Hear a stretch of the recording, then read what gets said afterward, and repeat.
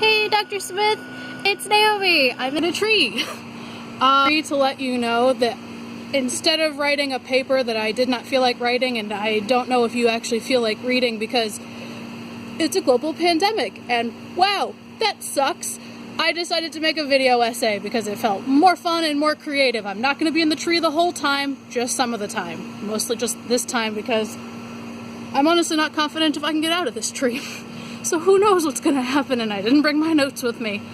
But I wanted to make a video explaining and applying feminist techno-science, or technofeminism, as it's also called, so that I could actually put it in context in real-world situations. And while yes, I could have spent many pages describing to you the various scenes and written you a very interesting short story and science fiction, I thought it would be more fun for me, and hopefully more fun for you, if I just filmed it and made it more exciting and edited it all together and did some weird costuming and all that exciting stuff. So that's what we have, is a video of whatever length this ends up being, explaining technofeminism to you.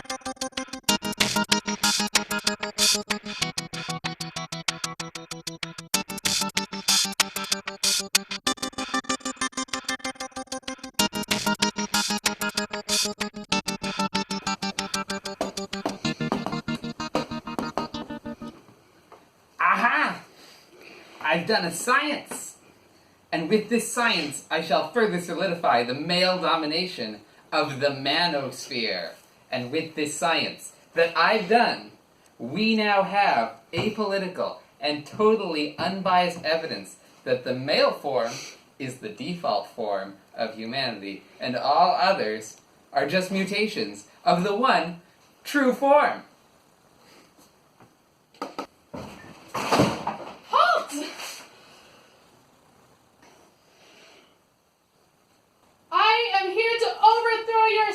And pervert it with a vagocentric femilogic!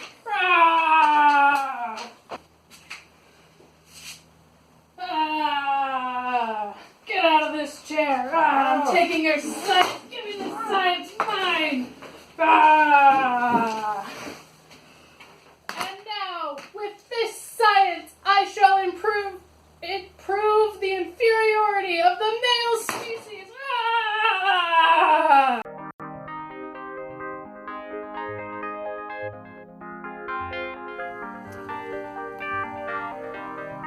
Well, that's not technofeminism.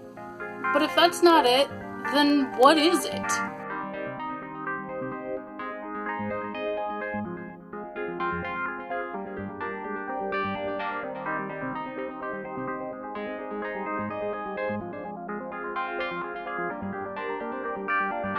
Excellent question. Technofeminism is a second-wave feminism, which means that rather than being centered on the homogenizing of collective female identities, it's centered around power. Notable scholars who discuss power from second-wave feminism include Bell Hooks, Audre Lorde, and Gloria Anzaldúa. If we look at power through the lens of Bell Hooks, who I believe complicates the notion of power in feminism to the most completeness, is it's a three-dimensional ideology in which it's about having power, limits on power, and the transference of power between individuals, which thus makes power not only an intrapersonal experience and an interpersonal experience, but it also makes it a societal experience, because what the limits are is they are limits that are placed based on socioeconomic, governmental, and institutional perceptions of specific socio-locations of people that are either valued or devalued at irregular and varying degrees throughout history, and are not consistent. They're socially constructed. So with that in mind, that's the feminism aspect of it. To delve deeper into it, since feminism is multifaceted, has a lot of different layers to it, what I believe from my reading of Judy Wackham's book is that technofeminism strongly relies on what is often credited to Kimberly Crenshaw as intersectionality within feminism. Intersectionality is often an idea that is written in the black and white, and that pun is intended, because oftentimes we talk specifically about the intersection of one's racial identity with their gendered identity. And oftentimes in the early stages of this, it relies on the binary of black and white and of female and male. But intersectionality, when applied in a more critical framework, can actually be used at multiple different levels, where you can have intersections of various types of racial identities throughout history, along with the spectrum in three-dimensional space, web of gender, as well as things like class, ability or disability, education, and much more. So I myself am this complicated, multifaceted human being, and what these intersections do is they come with certain amounts of privilege in society. Being a Jewish white female comes with certain white privileges, but also comes with certain hindrances from being Jewish, and also from being female. As compared to my black female scholars in my field of study and in other fields of study, we have different barriers and limits and privileges that one another doesn't have. Notably meaning that I have more privileges than my black female peer scholars have. Because of my whiteness and because of being a Jew in academia, there are certain things that I have access to that others don't. But both of us being females as compared to our white male colleagues have substantial limits that they don't have, and they have privileges that we may not ever be able to recognize and that they don't necessarily recognize either. So if we take together then the idea that this type of feminism is rooted within second wave feminism, meaning that it's about power in three dimensions, and that it relies a bit on intersectionality, meaning that identity is not just binary, and that identity is not just all or nothing, it's non-homogenizing, we understand then what the feminism in technofeminism is about. It's about dismantling power structures. So then what's the techno part? What does that have to do with it? Identity doesn't seem like it's a technological thing, right?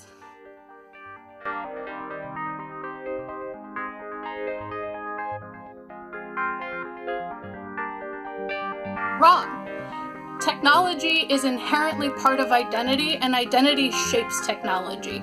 Technology, in the case of technofeminism, specifically refers to anything within STEM.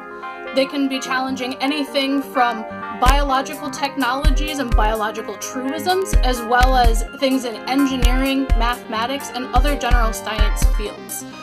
Most notably, some of the things that get talked about nowadays are actually smartphones, which I'm holding upside down, are smartphones. What we talk about a lot of times today within smartphone technology as being part of the techno-feminist discussion and literature is how if you go into maps on your phone, the person who talks to you on GPF is often a female voice, and that's the default voice. Similarly, this gets talked about a lot within the spheres of discussions around things like personal home assistants, like Alexa and Google. And also the 1990s or early 2000s film Smart House talks a little bit about this, which is surprising for a Disney film of that vintage, and really a Disney film in general. But what the idea here is that going beyond then the gendering aspect of it is it's who has the power to decide what those technologies look like, who has the power to decide what the voice will sound like, and who has the power to decide who has access to that technology. We can even look far back into magazines like Popular Science. This one happens to be from the 1930s. And this magazine is as old as 1872. Within this, what it meant for popular science was things that men were doing in what is often regarded to as the public sphere. The public sphere versus the private sphere debate has been a long discussion within academics, and many feminists are steering away from it for similar reasons as they're adopting intersectionality, is to try to get out of the binary, or as some scholars will call it, queering gender or queering identity, is it's taking it out of those binary spaces and it's making them into more succinct topics.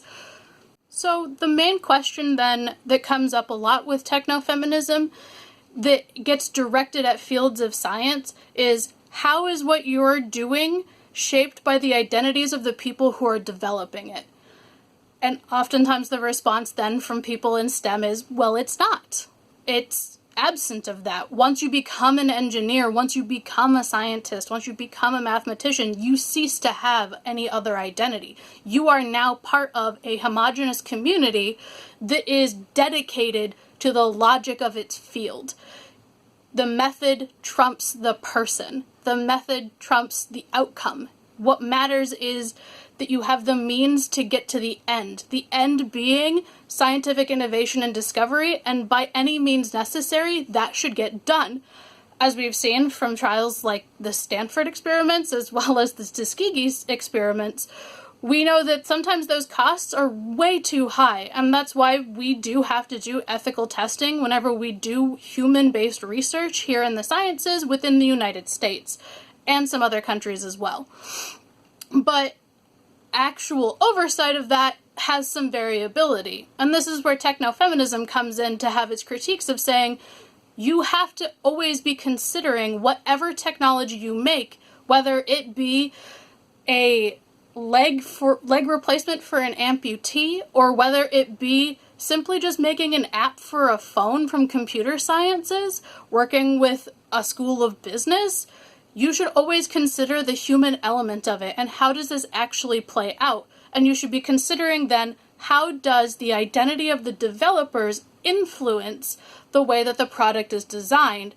And then, how does that influence the way that it interacts with people on the market? This becomes incredibly important if you're talking about technologies that are made by people of one identity group for a completely different identity group, with no consideration or input from the identity group that it's for. Most commonly, this gets talked about in menstrual conversations, where oftentimes a lot of menstrual technologies are made for women, not by women, and with no consultation for women, and it makes them really difficult to use and really uncomfortable, which is incredibly unfortunate. And no, I don't have the next great innovation in period technology. That's not my area of expertise. Just because I happen to menstruate doesn't mean I know it all. But there are women out there who would gladly be able to give you that information, and have been. That's why we've seen such a huge surge in menstrual cups becoming incredibly popular, is women have taken the technologies that have been made for us and forced upon us, and they've innovated on them to make them better and make them more adapted for vulvas. Now, I recognize that I just spoke back into the binary. And I specified that for this case, in terms of menstrual technologies, that woman was synonymous with having a vagina. Not all women have vaginas, and not all vagina havers are identified as women. For the purposes of things like feminism, especially second wave feminism, and in particular intersectionality, gender is a social construct. As it actually is. It does have physiological markers depending on the culture that you're associated with, but that varies extremely. And here in the United States, oftentimes gender is coupled with not only the social role and social perception and power, but also with the physical markers. So you'll notice that I might slip up a bit as I'm talking. I'm only human. So if technofeminism then is about power and is about understanding then the interplay of power, identity, and technological and scientific innovation, what does that mean? Let's put it in context. That's often what I do whenever things don't make sense, is I take a case example and I try to apply it and see how might looking at it from this different perspective then change what I know about the context. For example, let's take Man the Hunter. This is a classic anthropology example that overlaps with archaeology. In The Hunter, the idea of the theory is that things like language and technological development were as a result of male hunting. And in this case, the idea was that it was specifically a gender divide, that men hunted and women did not. It did not go very far as to explain what women did, because at this time in science, and still today, women don't exist. They just aren't doing the thing that men are doing. So with Man the Hunter, they needed language in order to make hunting easier. They needed technological advancement to make hunting better, because hunting was thought as what was going to sustain the community. Men were responsible for keeping people alive through nourishment.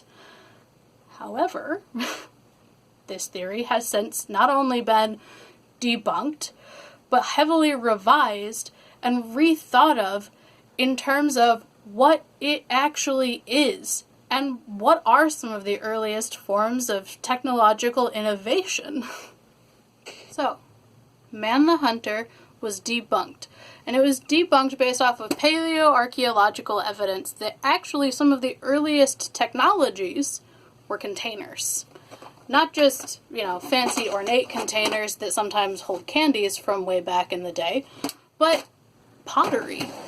Oftentimes in science of that vintage, and even in some of the decades since then, things like containers and pottery and small objects were disregarded as just being unimportant and as being sort of part of the natural way of society. Like, containers just seemed as though they would always exist, and so therefore they weren't significant, and they weren't worth mentioning, and they weren't worth looking at. Also, this isn't to discount the fact that carbon dating and other technologies for dating things have gotten better since then. But even disregarding that, the thought that something that would be made out of clay and used to contain either small objects or in many cases grains and various nuts and other harvestable goods from foraging would be completely discounted as innovative technology. This technology, the container, the humble Tupperware, predates a lot of innovations in hunting technology. We know this from paleoarchaeological work. We also know from more recent anthropological ethnographies and oral histories and folklore studies that the actual use of hunting as part of a way of sustaining a society not only physiologically doesn't make a whole lot of sense because of how much energy it takes to hunt, especially with the technologies that were available during that time, but also it just isn't founded in the legends. It isn't founded in the oral histories. It isn't founded in the community members who from those older societies are still alive and have the narratives passed down through generations. What sustained people the most was foraging. And if you're gonna be foraging for a whole bunch of stuff, you can't just keep all these tiny seeds constantly in your hand and just eat them as you will and then carry about the rest of your day. That just doesn't make sense for how we live. A large part of archaeological and anthropological work is reenactment, such as things like the Society for Creative Anachronism, which is a medieval reenactment group that I was a part of when I was a child. Reenacting some of these older technologies and uses and ways of living that we have, to the best of our knowledge, documented, it doesn't make any sense that we would have created tools for hunting and that would be the source of innovation and everything when containers were necessary. They were needed first. And then if we think about language, why would it make sense that language has its origins in hunting when we know that containers predate hunting, and we know that the majority of people in a village or in a small community would not have been hunting? And they don't spend most of their time hunting. A lot of hunting and gathering societies that we've done research on have found that maybe once a month people hunted, and they hunted for one large game, and it wasn't even half of the community that was doing it. So then what were they doing the rest of the time? Not talking? What were they doing prior to hunting? Not talking? The majority of the people in the village were foraging. Not just the men who were Man the Hunter were also foraging when they weren't hunting, but also the elderly who wouldn't go out to hunt would be foraging, small children would have been foraging, and women would be foraging. All of these people would be foraging.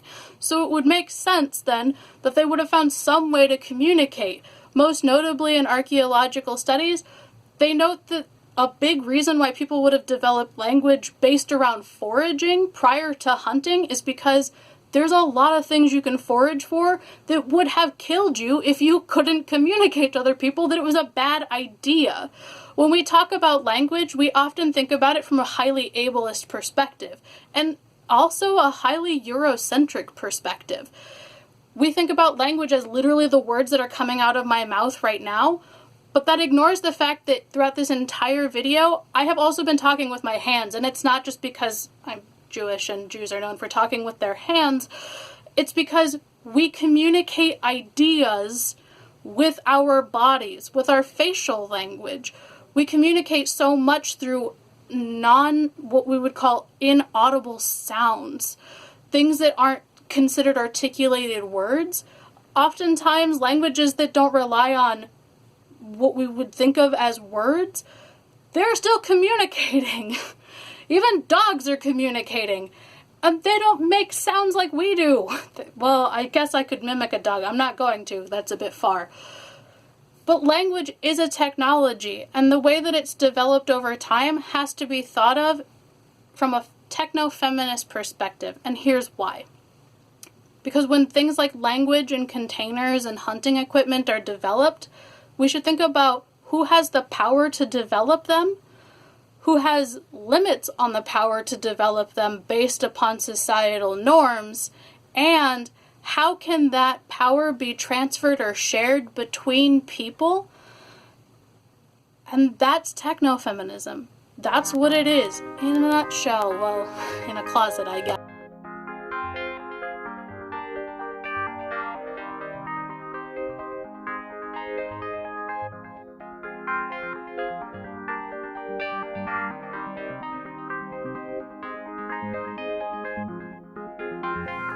This is my bathroom.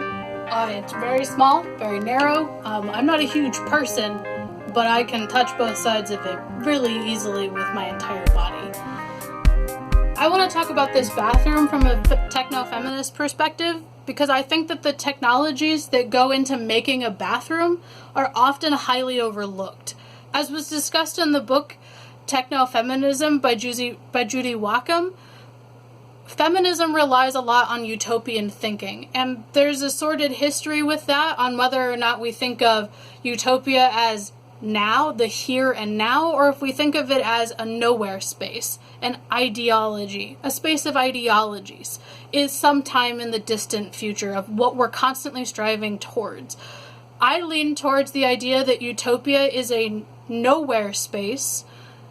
And the reason why I think of it that way is because utopia is often associated with fiction. And whenever I think about utopias, I think about what worlds could be.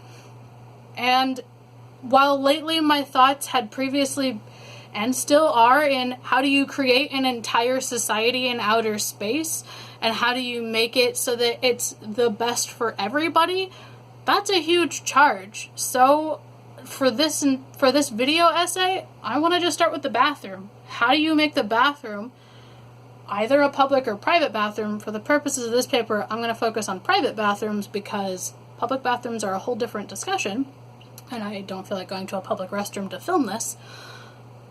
We're going to focus on the private bathroom. How do you make a bathroom a better space, a more utopian space from a techno-feminist perspective? So, who made this bathroom? Well, as of 2008, the Indiana Department of Labor reported that about 95.7% of plumbers, pipe fitters, and steam fitters in the state were male-gendered, 60.8% were white, and the majority were between the ages of 25 and 54. Now, this bathroom is actually of a vintage of 1970, is our rough estimate. Based off of the old paperwork that we got when our roommate bought this house and we now rent it from him, based off of all of the different renovations that were done, this bathroom, as well as the rest of the basement, as you may have noticed from the wood paneling in my basement, was last renovated by a really skilled carpenter as well as an actual licensed plumber back in 1970s. We don't have the exact dates, but that's our rough estimate. Now, based off of my personal knowledge that I have about the field of plumbing, as well as pipe fitting and construction, due to the fact that much of my family works for and owns a plumbing and construction business over in Eastern Washington, and also my knowledge of trends about labor over time in the US, I would suspect that it's a pretty safe bet that whomever built my bathroom was probably a white guy. I won't get into too much specifics with age. 25 to 54 is a pretty fair age range, just because that tends to be the typical working age anyways. So with that in mind then, some white guy, maybe even two white guys, built my bathroom. And I now have this bathroom. The tiling is newer than 1970. Some previous homeowners, I think back in the early 2000s, decided to try to add some tile to various weird parts of the basement that now makes it look like a cult lives here. And now I live here, so go figure. Somebody made this decision. Now let me show you the weird decision that I specifically want to talk about within this bathroom. Here's the toilet. It is way over here. Then there's a tiny standing shower between you, if you're at the toilet, and this sink. Which isn't a bad thing if you're not menstruating. And yes, I know, I've been complaining a lot about menstruating. And you know what? That's because it's part of my lived experience. As somebody who has to deal with that sort of thing, that is an egregious gap between me and a sink once a month for about a week. And it absolutely sucks. But you know what? I wasn't in the position to make that bathroom, and I didn't necessarily have the power to make that decision. You know who did, though? The white males who built my bathroom. But I don't think it was just white men who were living here. So what happened with the power dynamic of the previous tenants who happened to be women who lived in this house? What decision-making did they make? Did they even make any decision-making? Or simply, did they just not use that bathroom? What could this bathroom tell us about power and decision-making from a techno-feminist perspective? Despite what our robo-feminist friend might have told us from the top of this video, in that highly ridiculous sketch that I filmed with my partner, the problem with my bathroom is not just a problem because some white dude came in and built my bathroom. I'm grateful to whomever came and built my bathroom, and if he's still alive, thank you, sir, for building my bathroom. You did a very good job. It's a nice bathroom. This toilet, very stable, which is more than I can say for my many previous bathrooms in cheap apartments. But what I'm talking about power is it's not necessarily about the individual. In this case, it's not that individual white man's problem. It's a societal problem. What that means is that he was given the privilege as a white man to make those decisions about bathrooms. And not just about this bathroom, but about bathrooms in general. What is a bathroom?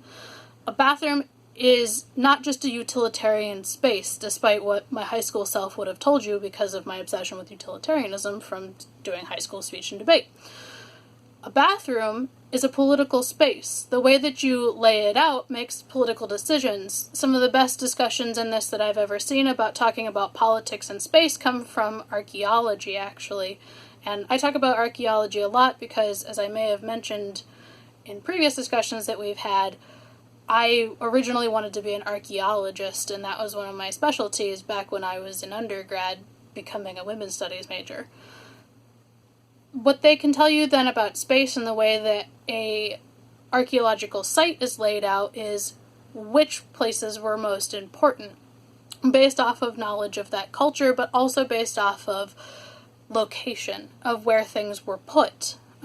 What we chose to actually put into an indoor space as opposed to an outdoor space, how close in proximity certain things were to each other, can tell you a lot about the power between those things. If there's a high distance between those who had larger and more lavish homes, between those who had smaller and less lavish homes, you could see that there would be a spatial power distance between those areas, especially if there's a wall built between them. that can tell you a lot. Within my bathroom, what the space in my bathroom tells me as a underskilled archaeologist of bathrooms who has studied many public restrooms and has been told on many occasions that I should write blogs about bathrooms because I have very serious opinions about them, is that they weren't thinking about somebody a woman of menstrual age, a woman specifically with a vagina of menstrual age, using that bathroom during the about once a month or every 28-day period, depending on what your cycle's like, of needing to use that bathroom. They also weren't thinking about other bathroom needs, particularly with anybody of a disability who has difficulties whenever they go to the bathroom. We're going to do some potty talk here, and I hope you're prepared. If you're not, you might want to pause and take a break. Maybe go to the bathroom. I'll wait. Okay? We good? Alright.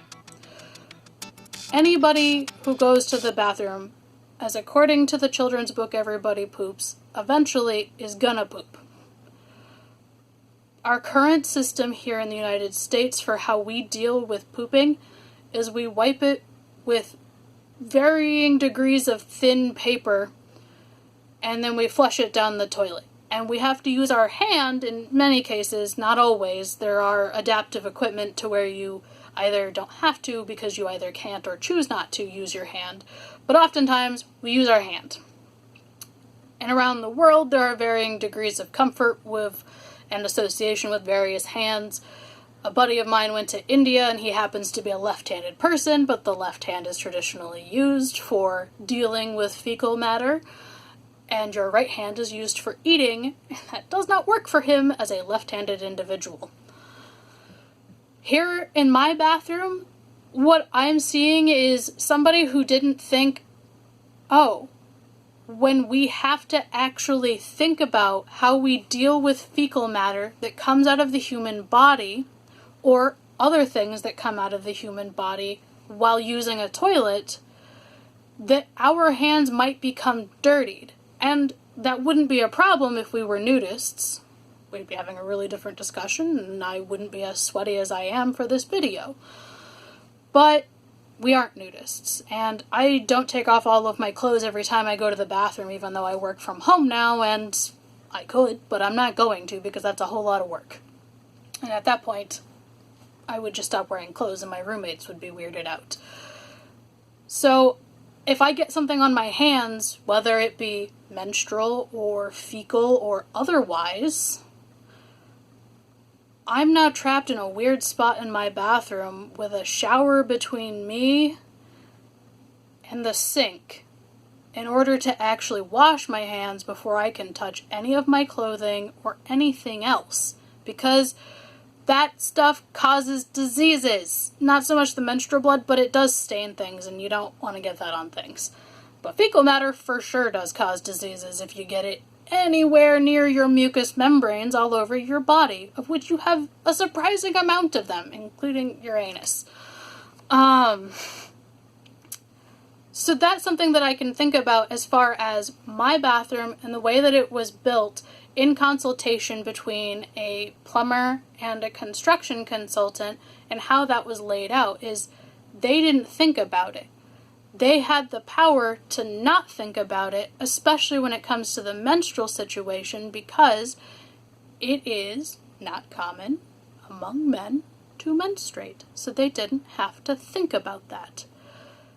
As far as the institutional aspects of the power in the design of the bathroom, we don't talk about how we defecate here in the U.S. And in Indiana in particular, as an anthropologist who did most of my field work down in Indianapolis, I learned that we still dump fecal matter in the rivers in Indiana. We still do it in West Lafayette. It smells terrible, and I'm glad I don't live on that side of town anymore because it's awful. We do it in downtown Indianapolis. You can't touch the rivers because they're gross. Yeah, you could go in them for like 30 minutes, but you're going to get itchy, and if you stay in longer, you're going to get really sick. We don't talk about defecation as a part of the human experience, and because we don't talk about it and we don't think about it, we don't bring that into the design process. We don't bring that into technological innovation. We don't bring the human lived experience into what we make. And that includes plumbing, which, hot take of the freaking video, plumbing is a type of engineering. I don't care what the engineers try to tell you. It is a type of engineering. And if you've ever tried to do plumbing, you might agree with me. It takes a lot of work, and you do actually have to be skilled to do it. That's my rant because somebody was trying to talk shit about plumbers the other day and it got me irritated. But that's what happens. If we don't take a techno-feminist approach when we think about technological innovations and design for things that humans interact with, because we don't bring humans into it, we don't bring ourselves into the actual designing of things, we instead become the job, we cease to be Naomi Levine and become engineer, we cease to be Dan Smith and become amorphic astrophysicist, a job title neither of us has, but we cease to be. We cease to be who we are, and we are just this one thing. And physics itself and engineering itself as a ideology, as an amorphic idea, don't have to defecate. They don't have to use my bathroom. The general concept of plumbing doesn't have to deal with the fact that there is a humongous distance between myself when I'm on that toilet and the sink when I'm menstruating and I have to deal with it. That rant gets a lot more extreme if we talk about public bathrooms, which is why another reason we stuck with a private bathroom. But that's something that we can think about then from a societal level, that sort of institutions of living level of what limits technological innovation, even just in my bathroom. And then if we think about the third element of power, in the three-dimensional space of power, the sharing and transference of power between people,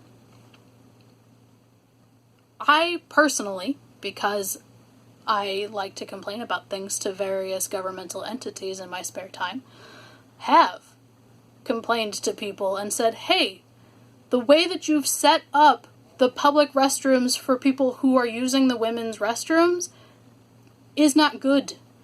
Or I've also complained to many people in plumbing and construction of, hey, when you design a bathroom for a residence, you have to think about how it's actually going to be used before you design it. You can't just design it willy-nilly and be like, well, it has all the elements and they're technically in the right location for me to put all of my plumbing to route it to the right place. No! You have to actually think about how people are going to use it. How am I supposed to get, and this, look, I'm going to be honest, probably everybody's done this where you've accidentally got fecal matter on your hand. How am I supposed to get to the sink with a freaking shower in my way? How? How's that going to happen? It's not. It's going to be difficult. It's going to involve me just wishing that I hadn't gone into the bathroom with pants on, which I shouldn't have to think about in my utopian vision of bathrooms. The sink should be next to the toilet. And that's my thoughts on bathrooms. Now, that seems like a lot. That seems like a lot that I've just thrown out there about bathrooms, and I have spent probably more time than any one person should talk about bathrooms. From some people's perspectives. I think when you get into territories of should, people are often wrong and they underestimate how much things should be complained about. I treat it as an Olympic sport. But I think that Donna Haraway, as cited in Judy Wacom's book, explains this idea of technofeminism the best, which is where she called for a move away from an expert identity in science to a more democratic identity that recognizes the multiple and diverse voices of women and others, intersectionality, who are seldom heard in conversation. When we think about the innovations in various forms of science and technology, who doesn't get asked? When it comes to building a bathroom, who aren't you asking about that bathroom? It's not just about, are you asking the missus of the household about the bathroom? It's about, are you considering all of the potential things that people do in bathrooms when you design them? You shouldn't just think about bathrooms as one singular space, but they're a holistic idea. And not that all bathrooms should be designed exactly the same, because someday I would like to have an actual tub so that I can take a proper bath and not just a shower. And that would suck if all of the bathrooms were uniform and didn't have those. But that they should be thought of in terms of how are people actually going to use them. And that means you have to ask about identity. If you're building a bathroom that's on the first floor of a house that has wheelchair accessibility, even if nobody who ever moves into that home uses it for the wheelchair accessibility aspect of it, nobody ever comes in with those limited mobilities, ever comes into that bathroom, you should still design that bathroom with accessibility in mind, because regardless of whether or not somebody came in with a wheelchair or a cane or crutches or any other mobility equipment that they would need that access for, there are other factors that make a bathroom accessibility aspect important to other people. My bathroom I would consider is inaccessible to somebody who has a vagina that menstruates. Anybody who is menstruating and at my house, I would advise against my bathroom. They could use it, but should anything happen, they're going to have some very rapid and stressful problem solving that they need to do, more so than I have to as the person who lives here. And that goes for anybody who has to do any form of sit-down, hands-on digestion in my bathroom. There's a lot of space between you and the technology that you need to prevent illness or to prevent problems in your life. Now, I get it. Bathrooms, maybe they don't seem like the most exciting thing to everybody. I recognize this because every time I've brought up studying bathrooms to anybody, they've all laughed at me because it seems silly and weird and like, oh, Naomi's just being a jokester. But bathrooms are important. So much goes into how we live around bathrooms, and so much of our life is dictated by our bathrooms, both public and private bathrooms. And in the case of bathrooms, I'm a little more okay with the distinction between public and private. I mean, what happens if I go over to a friend's house? Is that a private bathroom or a public bathroom relative to me? That's complicated. But